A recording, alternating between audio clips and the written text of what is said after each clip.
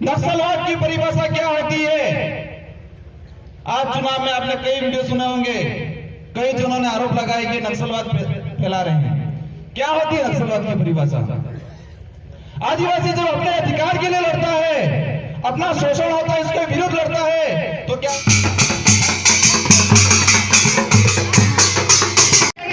युवा नेता Rajkumar ji, thank you संचालक महोदय।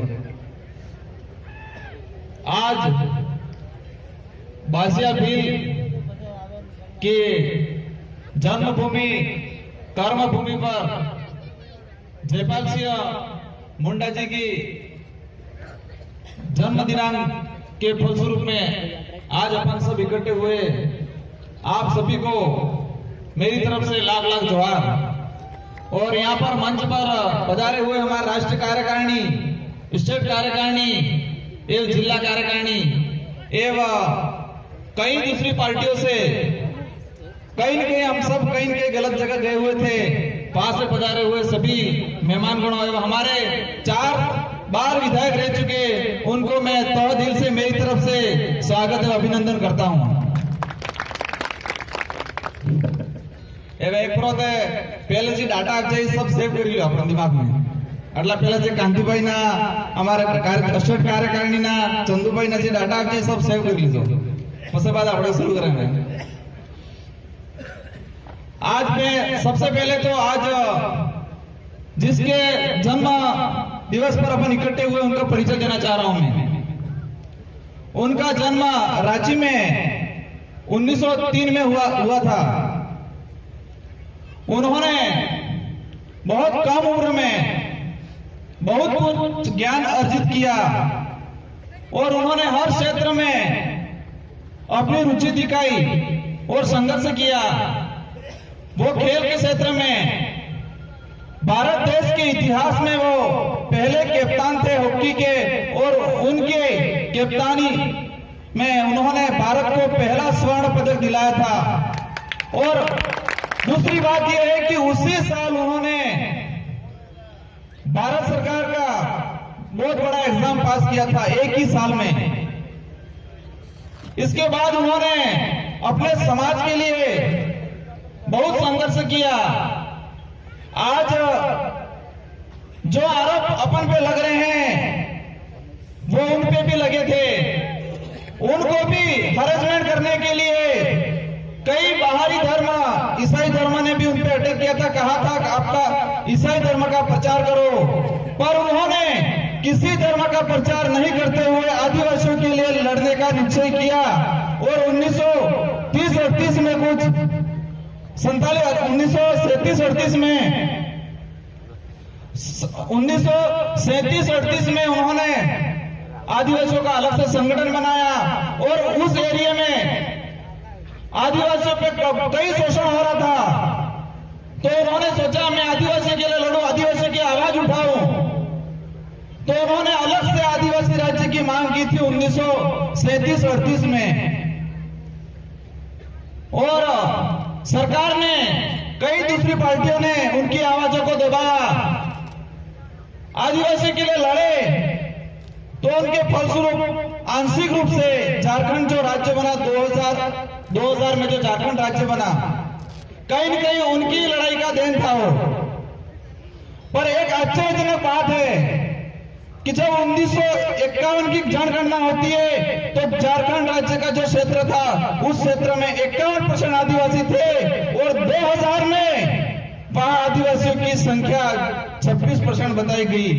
तो मैं इन सभी सरकारों से जवाब कर रहा हूं, सवाल कर रहा हूं कि वो लोग कहां गए जो 1951 में 51% थे वहां की जो तुलना में, और 2000 में 26% रहे, तो वो कहां गए? उन लोगों ने आज जो अपन पे आक्षेप लगाया जा रहा है कि ये नक्सलवाद फैला रहे हैं, तो हमारे भाइयों को उन्होंने वहां कहीं न कहीं मार दिया या फिर दबा के दूसरा धर्मांतरण करा दिया। वही स्थिति आज अपने यहाँ फैला रहे हैं ये लोग। नक्सलवाद की परिभाषा क्या होती है? आज चुनाव में आपने कई वीडियो सुने होंगे, कई जनों ने आरोप लगाया कि नक्सलवाद फैला रहे हैं। क्या होती है नक्सलवाद की परिभाषा? आदिवासी जब अपने अधिकार के लिए लड़ता है, अपना शोषण होता है उसके विरुद्ध लड़ता है, तो क्या वो नक्सलवादी हो गया? वो लोग, उन लोगों की पॉलिसी है आदिवासियों को खत्म किया जाए, कहीं न कहीं आदिवासियों को खत्म किया जाए। अपन पे जो अत्याचार हो रहे हैं आजादी से पहले भी हुए और आजाद होकर इसके बाद भी कहीं न कहीं हो रहे हैं। दूसरी तरफ ये लोग कहते हैं कि ये जातिवाद फैलाते हैं। जातिवाद किसने फैलाया? किस आदिवासी ने किसी दूसरी कास्ट को कहीं अपने घर से बाहर निकाला या फिर उसके हाथ का पानी पीने का ना कहा किसने? जातिवाद उन्होंने ही फैलाया। जब 2 अप्रैल का कांड हुआ हमारे डूंगरपुर जिले के आसपुर विधानसभा में, आसपुर में एसटी और एससी के भाइयों को दौड़ा दौड़ा के मारा गया और इसमें शासन और प्रशासन दोनों आंख मीच के देखता रहा। उसका आज तक कोई निवारण नहीं हुआ है। कई ऐसे असामाजिक तत्व बने हुए हैं, वो अपन को कह रहे पर मैं उनको कह रहा हूं कि ऐसे असामाजिक तत्व बने हुए हैं जो एसडीएम कार्यालय के ऊपर चढ़ के तलवार लहराते हैं और मीडिया दूसरे दिन छापता है कि अपने शौर्य का प्रदर्शन किया गया। अगर इस जगह आदिवासी युवा अगर एसडीएम कार्यालय के ऊपर ऐसे ही चढ़ गया होता ने तो दूसरे दिन इसको पुलिस भी जेल में डाल देती और मीडिया भी छापता कि एक असामाजिक तत्व एसडीएम कार्यालय के ऊपर चढ़ गया, यूं छापता। तो कौन कर रहा भेदभाव? कौन कर रहा शोषण? तो मैं उन सभी लोगों से सवाल करना चाह रहा हूं कि हम पे जो शोषण हो रहा है हम उसके विरुद्ध में आवाज कर रहे हैं, ना तो हम जातिवाद फैला रहे हैं कि ना हम किसी की बुराई कर रहे हैं। हमें हमारा हक चाहिए, हम स्वतंत्र रहना चाह रहे हैं। हमारे आदिवासी भाइयों की जो स्थिति है, और मैं आप सभी को कहना चाह रहा हूं कि अपन ने 2 सीटें जो हासिल की है, वो 2 सीटें हासिल की, 2 सीटें जीते, वो बात बड़ी नहीं है। बड़ी बात तो यह है कि इतिहास में पहली बार एसटी, एससी और माइनॉरिटी ने मिलकर अपना संगठन खड़ा किया और अपने दम पे अपने नेतृत्व में चुनाव लड़ा। सबसे बड़ी बात तो यह है क्योंकि आज तक कहीं न कहीं अपने नेता किसी न किसी के इशारों पे चला करते थे और उन्हीं लोगों ने हमको बताया कि हम ऐसे नेता बनाते हैं, शेड्यूल एरिया, टीएसपी एरिया से ऐसे नेता निकाल के देते हैं कि उनकी डिजायर है और सीले भी हमारे पास रहती है। उन्हीं लोगों ने बताया हमको कि ऐसे नेता हम इस शेड्यूल एरिया से निकाल के भेजते हैं कि उनसे सिर्फ हम साइन कराते हैं, उनकी डिजायर है, उनकी सीले हमारे पास रहती है, उनके बंगले के चाबियां भी हमारे पास रहती है। उन्हीं लोगों ने बताया और आज तक यही होता आ रहा था। तो ये जो संगठन बनाया है वो अपने नियम है, अपने नियम कायदे हैं, उनके हिसाब से चलेंगे, किसी के बंधन पे नहीं है। और आज तक जो थे नाथ नहीं पर मेरे घोड़ा एवं नाथ में रहता था। और सबसे बड़ी उपलब्धि की बात यह है, अपन सब आदिवासी अपन सब जानते, अपने पूर्वज जानते थे, पर अपन सब ये जानते भी हैं कि 4 साल पहले कोई आदिवासी कहने के लिए तैयार नहीं था। हमारे जो वडील हैं उनको मैं धन्यवाद देना चाह रहा हूं, जिनके साथ बहुत अत्याचार भी हुआ है, बहुत उत्पीड़न भी हुआ उनके साथ, यहाँ से ट्रांसफर वहां कर दिया, वहां से वहां कर दिया और उन्होंने उनके मार्गदर्शन में आज ये कारवा खड़ा हुआ है। आज सभी कहते हैं हम गर्व से आदिवासी हैं। क्या आदिवासी शब्द बुरा है क्या? पर उन लोगों ने ऐसी स्थिति बना रखी थी कि हम कहने में हिचकिचा रहे थे। और सबसे बड़ी उपलब्धि की बात तो यह है कि जो नेता 3-4 साल पहले यूं कह रहे थे हम आदिवासी कहना पसंद नहीं करते, इस बार चुनाव में वोट लेगा क्या वो कहता पता है हमें आदिवासी हम कहता। हमारे पहले दिन काजू की पिला जाता कहता कि हमें आदिवासी पार्टी में वोट डाला तो पिला कहता ना हमें आदिवासी हैं, कम से कम से बोलता था जा। और दूसरी बात, भले चुनाव आयोग की हमारे कटली हिसाब किताब बता दी तो अटलो लाख रुपये खर्च होता पड़ा में तो कहीं कहीं नहीं की। और हमारे कांति में बार बता दी तो कि बार लोकसभा चुनाव भी जाए किन्हें पैसों खर्चो करने जरूरत नहीं है, घना आ जाइए पैसा दिया।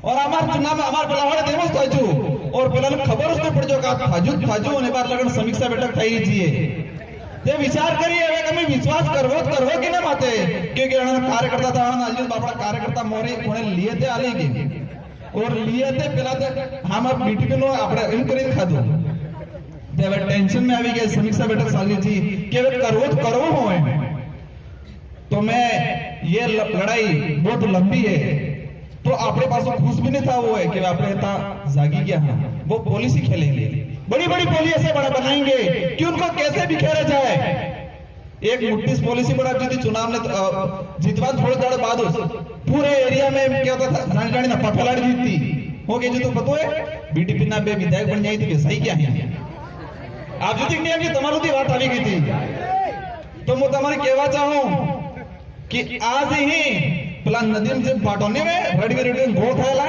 એ વાત ગોળ થાયલા પેલા ને ખરીદી લેંગા लेकिन घुसावा नहीं तो आप सबको कहना चाह रहा हूं कि किसी भी अफवाह में नहीं आना है ये जो एकता बनी है वो एकता बनाए रखनी है और वहां से ढोल यहाँ बचा है यहाँ से ढोल आगे तक बचा देना है जिम अपने बाप दादा के खातो तो गांव में ढोल नहीं बजाता न्यू ढोल हमारा तो बेवास्तव बेहू मोरे वास्तव ये ढोल मोरे बड़ा जस करो है और ये जो कारवा है आगे बढ़ाते रहना है कहना तो बहुत कुछ था हमारे भाई खड़े हो गए हैं और समय नहीं है आप सभी को लाख लाख जोहार सलाम जय भीम जय आदिवासी जय बीटीपी और हाँ मैं हमारे उधर हमारे सभी वडीलों की राय से और हमारी सबकी यूनिटी से एक निर्णय हुआ है कि आने वाले समय में अपने समाज में जो एक सबसे बड़ी कुरीति है शराब तो हम सब मिलके इस पे अंकुश लगाना चाह रहे हैं तो इधर भी आप सबका साथ सहयोग होना चाहिए ये चीज हम बंद कराएंगे और दूसरी बात कि मैं आप सभी को संदेश देना चाह रहा हूं कि अपने बच्चों को इतना पढ़ाओ इतना ज्ञानी बनाओ कि वो किसी भी कंपटीशन एग्जाम में किसी भी अधिकारी के सामने बिना हिचकिचाए बोल सके और किसी भी कोई भी कंपटीशन एग्जाम क्वालिफाई कर सके क्योंकि शिक्षा ही सबसे बड़ा हथियार है इस बात पे मैं बात कहना चाह रहा हूं कि जब तक इस समाज में और इस देश में ज्ञान के लिए पढ़ेंगे जब तक इस समाज में और इस देश में नौकरी के लिए पढ़ेंगे तब तक नौकरी पैदा होंगे और जब इस समाज में और इस देश में ज्ञान के लिए पढ़ेंगे उसी दिन ज्ञानी पैदा होंगे तो अपने नौकर नहीं बनो अपने ज्ञानी बनो जोहार जय भीम जय आदिवासी जय बीटीपी भाई हमारे युवा विधायक राजकुमार जी को बहुत दोस्तों हमारे YouTube चैनल को यहाँ पर क्लिक करके सब्सक्राइब करें। इस तरह की जानकारी प्राप्त करते रहने के लिए इस बेल आइकन को ज़रूर दबाएं जिससे हमारे नए वीडियो अपलोड करते से ही आपको तुरंत नोटिफिकेशन प्राप्त हो जाएगा।